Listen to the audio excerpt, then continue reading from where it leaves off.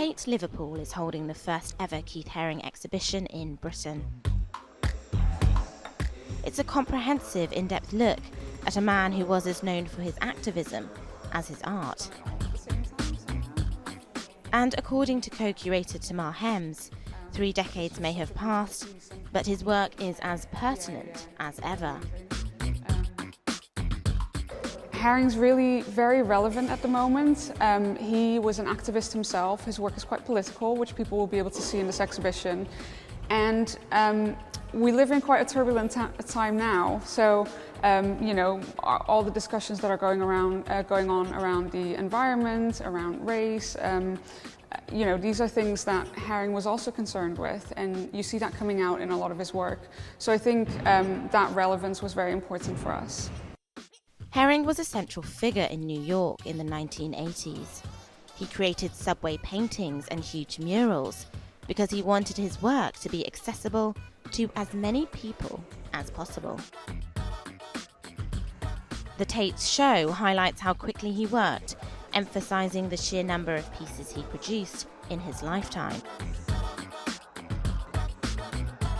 One of the things that Keith has done is to explode the sense of an artist, a professional artist working in a gallery context, explain to the world how a commercial mass market presence could be part of an artistic process. So I think he has influenced many artists, and you see this in the work of street artists who sell t-shirts and so on. I mean, there are many that could be named, and who will name Keith when saying, what influenced you? How did you get into doing this?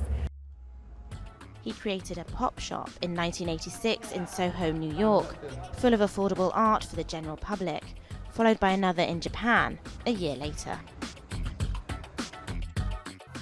In this room, the Tate Liverpool has recreated the kind of clubs Keith and friends would have visited in New York in the 80s, complete with speakers, blacklight, and of course his paintings. It's a nice touch, the music, the decor. In fact, the entire effect has been recreated to be just as it was when he was alive.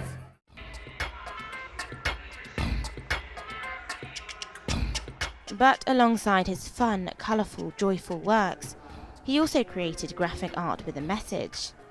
He spoke out against racism, sexism and poverty.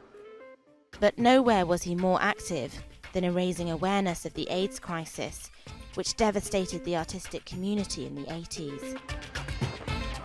Keith contracted HIV/AIDS at a time when a diagnosis was a death sentence. He knew he didn't have long, Julia Gruen tells me. He was so in touch with his times. And, he was very, very socially conscious. And so today, the foundation, which has now been operating since 1989, and he asked me to run it, we've given away an awful lot of money, and the causes to which he determined we give are to AIDS and HIV, awareness, research, etc., to, help disenfranchised youth, which today often means children or teens caught up in the judicial system.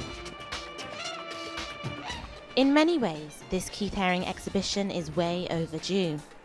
But it's also immensely touching, encapsulating the life of an artist who lived for his public and who believed art should be free for everyone.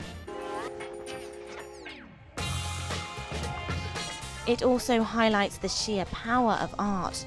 From his posters to his murals, he was constantly spreading a message of awareness and tolerance, something that, in these divided times, we would do well to remember.